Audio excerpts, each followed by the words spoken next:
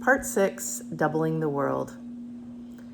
Peter Martyr, 1493, said, "Enough for us that the hidden half of the globe is brought to light, and the Portuguese daily go farther and farther beyond the equator. Thus shores unknown will soon become accessible, for one in emulation of another sets forth in labors and mighty perils." Chapter 20, Ptolemy revived and revised. The blocking of the land paths proved a godsend. Driven by new incentives to go to sea, Europeans would discover waterways to everywhere. The science of cartography first flourished on the sea. There, the needs of working mariners shifted the interest of geographers and mapmakers from the wholesale to the retail. Christian geography had become a cosmic enterprise, more interested in every place than in any place, more concerned with faith than with facts. Cosmos makers confirmed scripture with their graphics, but these were no use to a sea captain delivering a cargo of olive oil from Naples to Alexandria. The mariner who did not find much help in Cosmos Indicopleustis's neat box of the universe needed to know the precise location of rocks or shoals outside the ports that fed Athens or Rome, or how to find the clear way between the small islands of the Adriatic. During the Great Interruption in European geographic knowledge, mariners going about their business accumulated bits of information about the Mediterranean that would smooth their paths, make their passage safer, quicker, more sure. Collecting information on a scale and in a form they could use, they accumulated a stock of knowledge that had nothing to do with the speculations of philosophers, theologians, and cosmos concoctors, caring not at all about the grand shape of the ecumene, about the precise location of Eden, or from what direction to expect the invasion of Gog and Magog at the end of the world. They recorded countless details of the sea coasts to guide themselves and those who followed. As early as the 5th century BC, some mariners in the Mediterranean were noting down their experiences of landmarks, coastal features, and other useful miscellaneous facts. Such a record was called a periplus, for sailing around, and we might call it a coast pilot. The oldest of these ancient peripli to survive was made by Scylax in the service of Darius the Great, Persian emperor of the 6th century BC. His detailed sailing directions describe the perils and passages of the Mediterranean, the best way to get from the eastern point, the canopic mouth of the Nile in Egypt, to the Pillars of Hercules, Gibraltar, and many shorter voyages, always indicating how many days sailing each voyage required with a favorable wind and fair weather. This whole coasting from the Pillars of Hercules to Cerny Island takes 12 days. The parts beyond the Isle of Cerny are no longer navigable because of shoals, mud, and seaweed. This seaweed has a width of a palm and is sharp towards the point so as to prick. Scylax's critical faculties leave him when he moves away from the sea. There, luckily, misstatements and exaggerations will not wreck a vessel or delay passage into port. These Ethiopians are the tallest of all people we know, greater than 4 cubits. Some are even 5 cubits, 7.5 to 10 feet. And they wear a beard and long hair and are the most handsome of all people, and he rules them who happens to be the tallest. Of course, written records, whether of fact or fiction, were useful only to mariners who could read. It would be many centuries in the future before mariners were literate. Until then, there was no large market for written text. Yet it was hard to provide a useful picture of the seacoast because the arts of cartography remained primitive. The shortest and safest passage from one port to another, besides being a mariner's trade secret, was a valuable state secret, for it spelled the commercial opportunity that could enrich a city or promote an empire. It is not surprising, then, that manuscript coast pilots were few. From the whole period of the Great Interruption, the 4th until the 14th century, no mariner's charts survive. In that age of widespread illiteracy, sailors passed on their traditional knowledge by word of mouth. From about 1300, however, we do find Mediterranean sea charts, offering the kind of useful detail found in the ancient peripli. While the ancient guides were written texts telling about the coasting and sailing conditions, the later guides are charts. These coast charts of the Mediterranean, according to the historians of cartography, are the first true maps because they first laid down any considerable part of the Earth's surface from close, continuous, and what we may call scientific observation. They came to be known by their Italian name, portolano, or harbor guide. They could have been called handy guides, for that is what they were. Being portable, they could be tested and corrected on the spot against the actual experience of each place. Despite, or perhaps because of, their humble utilitarian origins, the portolanos were the source of some of the most reliable information to be found in the grand printed atlases down to the middle of the 16th century. The pioneer masters of modern cartography, Mercator and Ortelius, who opened a new era in the mapping of the planet, found little that was useful in all the speculations of Christian theologian cosmographers. But they gratefully incorporated the piecemeal everyday findings of working mariners. As late as 1595, the world's leading seafaring merchants, the Dutch mariners, were being guided by the coastal outlines, hints, and cautions of mariners who had compiled sea charts 2 centuries before. Like Skylax, these later observant professionals somehow lost their critical faculties when they went inland. Coastal guides either left the interior blank or sprinkled it with myth and rumor. It was on the edge of the sea, where the outlines of the earth were tested by everyday experience, that the living truths of modern cartography were born. There were other reasons, too, why the sea was the nursery of the scientific, precise, usable charts of the earth. Christian theologians, whose business it was to know about the universe and man's destiny, naturally put the Garden of Eden at the head of their maps. Scripture, in the apocryphal book of 2nd Esdras 6:42, declared 6 parts hast thou dried up. The earth, therefore, must be 6/7 covered by land, and only 1/7 by water, and the seas would only be a minor marginal element in their scheme. Facts about the land were drawn mainly from such literary and usually sacred sources. In the Middle Ages and all the long ages before printing, those manuscript sources accumulated and glossed one another. Slow to change, the sacred written sources acquired credibility by repetition. Sea charts, however, were tested not by literature but by experience. No amount of theology would persuade a mariner that the rocks his ship foundered on were not real. The outlines of the seacoast, marked off by hard experience, could not be modified or ignored by what was written in Isidore of Seville or even in St. Augustine. The farther man went out to sea, the less the opportunity or the temptation to be seduced by literary sources. For the sea had no memory. While the topography of the land remained servile to the written word, to rumor, myth, and tradition, the seascape remained a realm of freedom to learn from experience, to be guided by fact, and to increase knowledge. To reach Asia by water from the Mediterranean countries meant, of course, leaving the closed for the open sea. Mediterranean voyages were mostly coastwise sailing, which meant relying on personal experience of those particular places, local winds and currents, familiar landmarks, well-known offshore islands, and the distinctive silhouette of a neighboring mountain. Beyond the Pillars of Hercules lay new problems.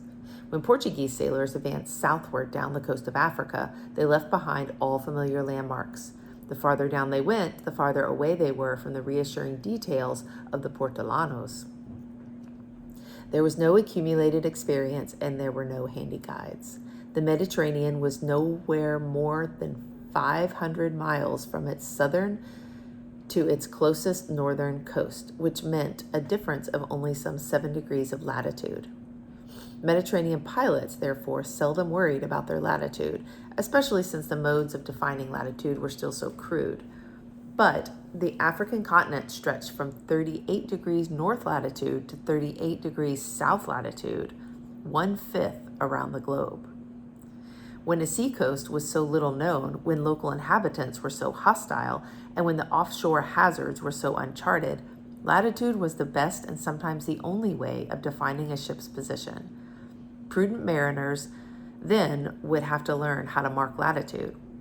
At first, they could estimate latitude by the altitude of the pole star, but as they reached farther south, the pole star sank, and they had to use the tables of declination with a sea astrolabe or a quadrant or cross staff as they observed the midday altitude of the sun.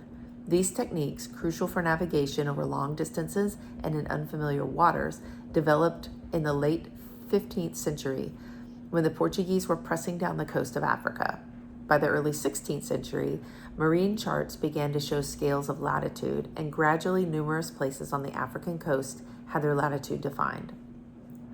Such aids to navigation promoted sailing southward and northward, but, as we have seen, the definition of longitude to mark and measure east-west distances would be much more complicated.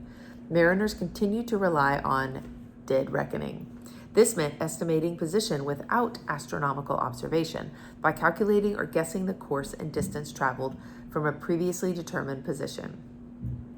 As we have seen, it was not until the 18th century that a seafaring clock made it possible for mariners to define their longitude with a precision sufficient to enable them to use longitude to guide their return to where they had been and to guide those who wanted to follow them.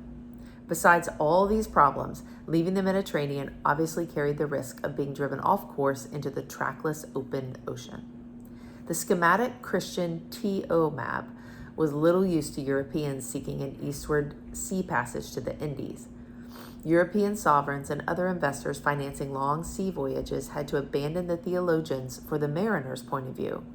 No longer would Jerusalem remain the center. The Garden of Eden must be relegated to another world, and in their place appeared the geometry of latitude and longitude. Here entered, or rather re-entered, the great Ptolemy. It was just about this time when the land curtain thudded down across the European landmass to the east that the geography of Ptolemy was revived to refresh and reform the thinking of European Christians. If there is a connection between these events, we do not know it, but the coincidence was pregnant for the future of the world. Even before the revival of Ptolemy, by the time Marco Polo had returned to Venice, the results of the portolano charts, the observations of careful mariners, were being garnered into larger maps and atlases for posterity. The most impressive of these that survive was the so-called Catalan Atlas of 1375, made for the King of Aragon by Cresque le Juif, Abraham Cresques, a Jew of Palma on the island of Majorca, mapmaker and instrument maker to the king. His services, along with those of other Jews of skill and learning, were a reward that the kings of Aragon received for their policy of toleration, which created a whole Jewish school of cartography at Majorca. When King Charles V of France sent to the King of Aragon for a copy of his best world map, he received this one, which luckily now survives in the Bibliothèque Nationale in Paris. As the persecution of the Jews resumed in Aragon late in the 14th century, Abraham's son, Jehuda, who was carrying on his father's work, was forced to emigrate. Accepting the invitation of Prince Henry the Navigator, he took refuge in Portugal, where he helped the Portuguese prepare the maps and charts for their grand adventures overseas.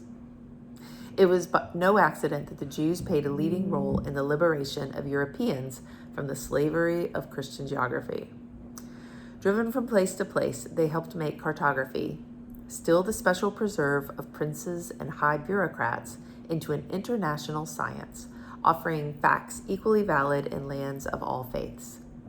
Marginal to both Christians and to Muslims, the Jews became teachers and emissaries, bringing Arab learning into the Christian world. The Catalan Atlas aimed to provide a mappa mundi, that is to say, image of the world and of the regions which are on the earth and of the various kinds of people who inhabit it. It expressed the dominant interests of European mariners of the age of the land that was nearing its end. The east-west stretch that was the center of their world was depicted on 12 leaves mounted on boards to fold like a screen. It did not show Northern Europe, Northern Asia, or Southern Africa, but it did show the Orient and the little that was known of the Western Ocean. By contrast with Christian maps, it was a triumph of empiricism. It showed what could be learned by adding up the experiences of countless individuals, including Arabic seamen and the very latest European world travelers. Of course, the map makers had to start with something, and they inevitably started with the familiar TO circular forms. Jerusalem is still near the center, and there too are the tribes of Gog and Magog, held back by the Caspian Mountains and other relics of the Orthodox landscape. But this is essentially a portolano atlas, which means that the sea coasts of the Black Sea, of the Mediterranean, of Western Europe are delineated from the normal portolano, from the countless sketches of these coasts made by active seamen and recorded on their coastal guides. Abraham Cresques also drew on the reports brought back by recent travelers to Asia. We know that Cresques' patrons, King Peter IV of Aragon and his son, went to special trouble to secure manuscripts of Marco Polo's description of the world, of Friar Odoric of Portodenone's travels, of the travels of the apocryphal Sir John Mandeville, to facilitate the cartographer's work. As a result, Cresques' atlas offered, at last, a recognizable version of the Asian continent. The least inaccurate part is that stretch through the heart of the continent, across which the Polos traveled and on which Marco Polo's book had provided a useful gloss. The southeastern peninsula of Asia is entirely omitted, but now for the first time in the West, India itself is properly represented as a great peninsula. This Catalan atlas, however primitive it may seem to the modern eye, was a masterpiece of a burgeoning empirical spirit. Much of the legendary data that had populated maps for all the Christian centuries was omitted. The cartographer's greatest act of self-control was to leave parts of the earth blank. And in the Portolano spirit, the Catalan atlas leaves vast regions of the north and the south undescribed. Southern Africa, long a favorite habitat for anthropophagi and mythical monsters, is now left vacant to await facts that would satisfy a hard-headed sea captain. For most of history, the human mind has abhorred a vacuum and preferred myths and factitious facts to the label terra incognita. How could people, especially the learned, be awakened to a willing confession of ignorance? The Portolano atlases were a beginning. The discovery and plotting of the earth could not, however, be accomplished by the unaided empirical spirit. Here, Ptolemy's large a priori aesthetic concepts were essential. Like the Portolano makers, Ptolemy had left behind the Homeric notion of a primordial, all-surrounding Oceanus circling the earth and sea. He admitted that there might be unknown lands beyond the bounds of his known mapped world. But he had something else to add. The Portolano charts were projectionless. Although they appear to have been based on measurements and careful calculation, the manuscript copyists never made any two of them precisely alike, for they had no regular, constant, and universal system of coordinates, nothing like latitude and longitude. The geometric pattern characteristic of the Portolano charts was a scheme of wind roses, each a center for radiating lines. The number of these on any particular chart depended on the size of the sheet on which it was drawn. There was usually a central point of radiation about which 8 or 16 other focal points are found in a circle. The decorative roses showed the orientation of the winds and also could help the mariner by numerous radiating lines, one of which might correspond to the course of a particular voyage. The Portolano charts did place north at the top, but they did not provide any net of parallels and meridians. Not until the 16th century did the sea chart show latitudes, nor was there need to define latitude while sailing in enclosed waters and by dead reckoning. Ptolemy's great contribution was a scientific quantitative spirit. His scheme of latitude and longitude, unlike the decorative windrose, was uniform and universal. Any two maps properly made according to his prescription would be precisely alike. The coordinates he provided did not depend on the size of the sheet or the particular area mapped. In the first book of his geography, where he offers his instructions on map making, he explores the problem of transposing a spherical surface, the Earth, onto a flat surface of a sheet of parchment. There he explains the need to indicate parallels of latitude and meridians of longitude. He describes the difficult process of making a modified spherical projection of the habitable quadrant of the Earth, and also tells how to make a geometrically precise, simple conic projection for the sake of those who, through laziness, are drawn to that earlier method. Unlike the Christian cosmos makers, who started from and never departed from their dogmatic oversimplifications, Ptolemy champions both a holistic and a mathematical approach to the surface of the planet. This he explains in the definition of geography, which opens his work. Geography is a representation in picture of the whole known world together with the phenomena which are contained therein. It differs from chorography in that chorography treats more fully the particulars of the smallest conceivable localities, such as harbors, farms, villages, river courses, and such like. Geography looks at the position rather than the quality, noting the relation of distances everywhere, and emulating the art of painting only in some of its major descriptions. Chorography needs an artist, and no one presents it right unless he is an artist. Geography does not call for the same requirements, as anyone, by means of lines and plain notations, can fix positions and draw general outlines. Moreover, chorography does not have need of mathematics, which is an important part of geography.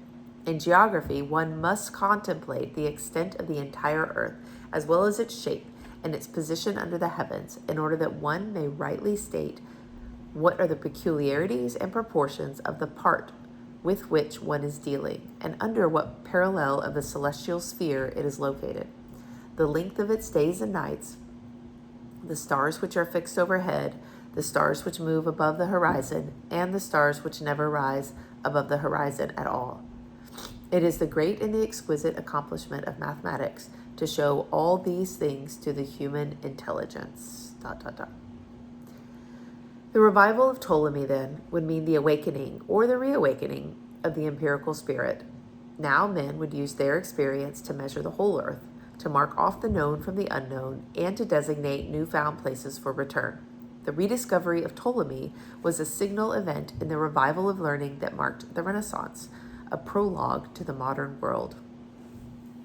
Manuscripts of Ptolemy's geography in the Greek language come to us from the early 13th century. But since the ability to read Greek, even among the learned in Europe, was rare, knowledge of Ptolemy's work could not spread until it was translated into Latin.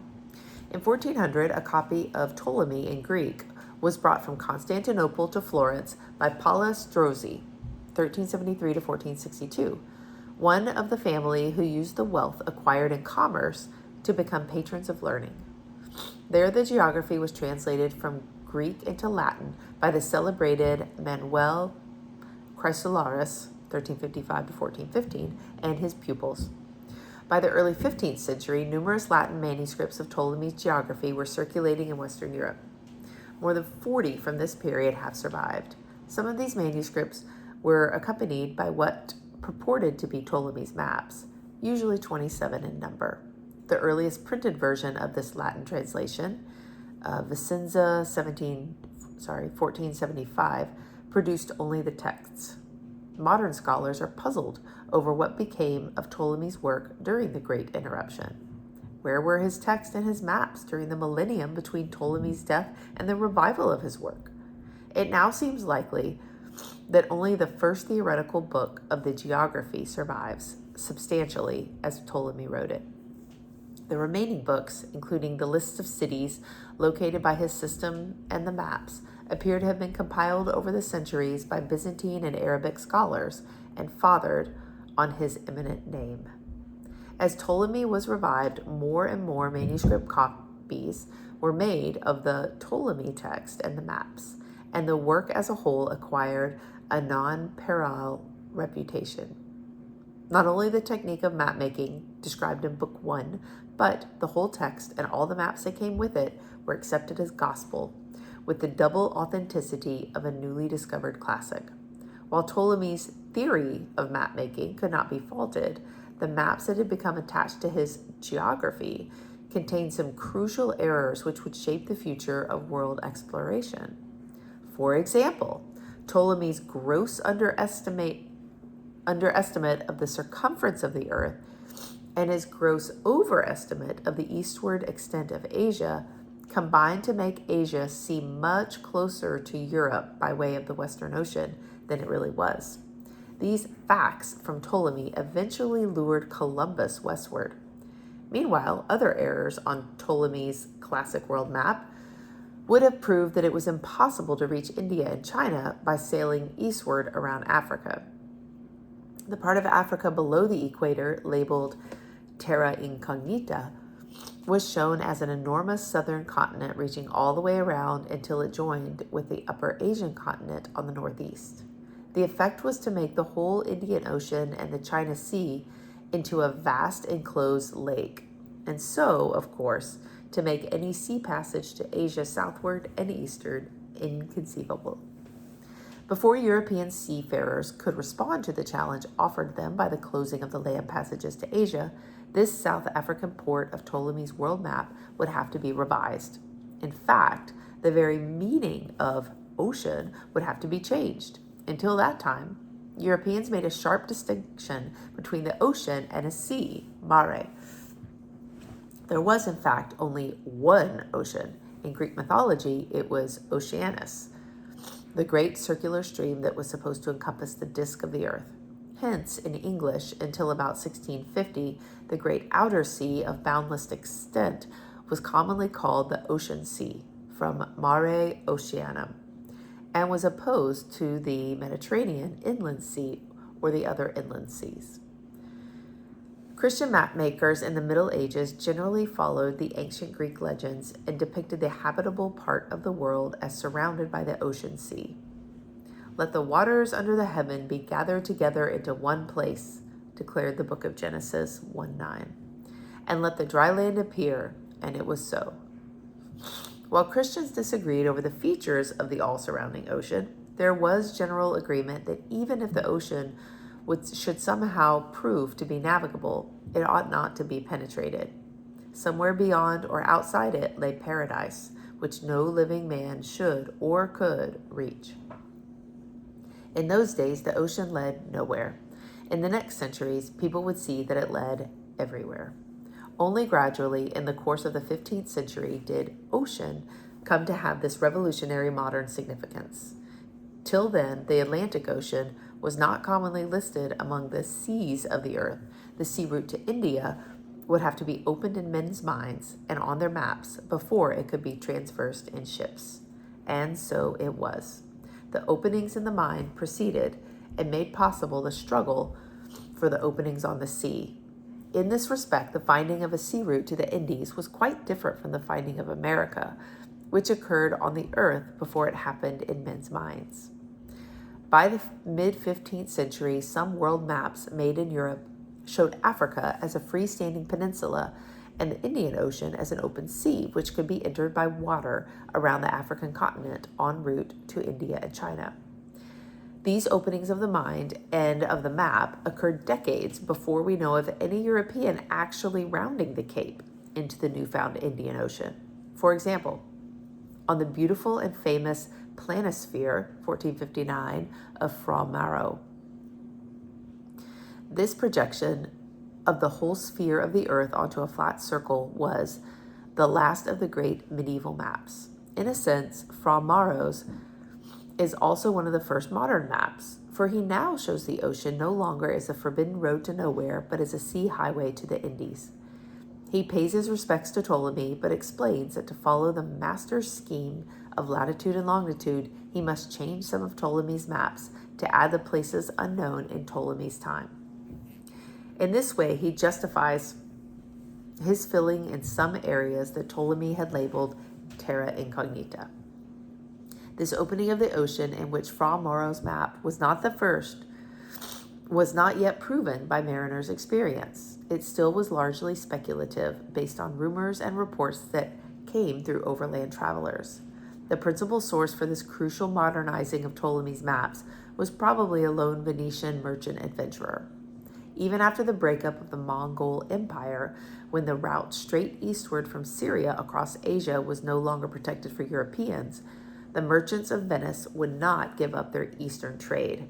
They tried to keep up a prosperous commerce in goods from Asia by controlling the paths that ran southeastward, overland through Egypt, then through the Red Sea and the Gulf of Aden, and across the Arabian Sea.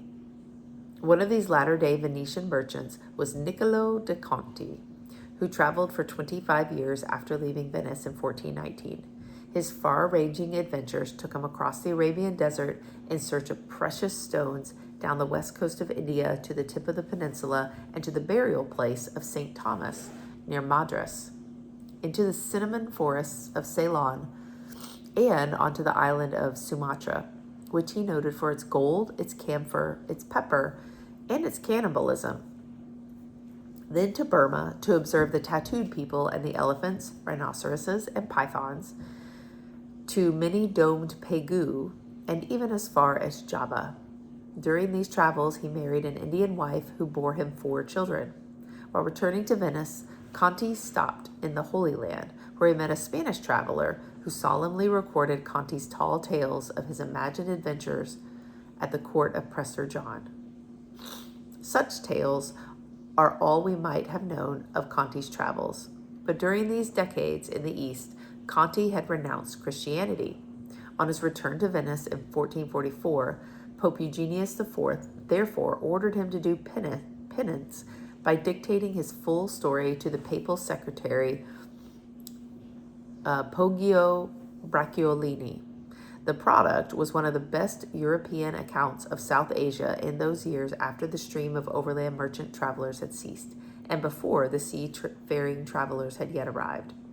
While Conti's other observations may have been more picturesque, none were more influential than his speculations on the possibility of reaching the Oriental Spice Islands by sailing around Africa.